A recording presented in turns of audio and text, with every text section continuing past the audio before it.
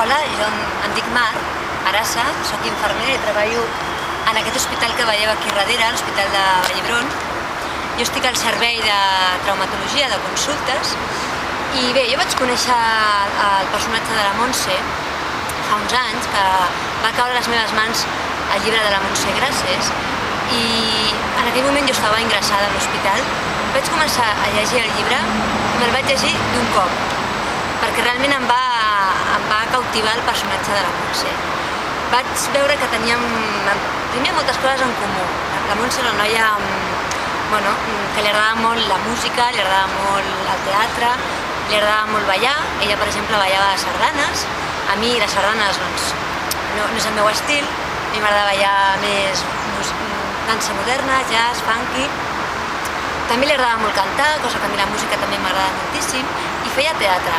Així com jo també estic fent teatre, estic estudiant a l'Escola de Teatre Eòlia de Barcelona, faig el meu curs, i bueno, després també he de dir que la Montse, per exemple, tenia moltes amigues, i era una persona que estimava molt a les seves amigues.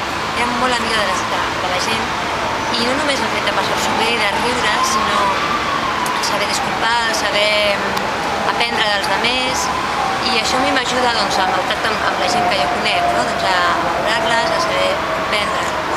Després de la meva feina, al dia a dia, la Montse era una persona que tenia molt esperit de servei i sempre estava pendent dels altres, d'un somriure, de saber escoltar, i a mi m'ajuda la meva feina. Com a infermera tinc moltes oportunitats d'estar pendent dels malalts, de la importància d'un somriure, de dir les coses amb amabilitat, i per mi la Montse amb això és un exemple, i amb el dia a dia m'ajuda.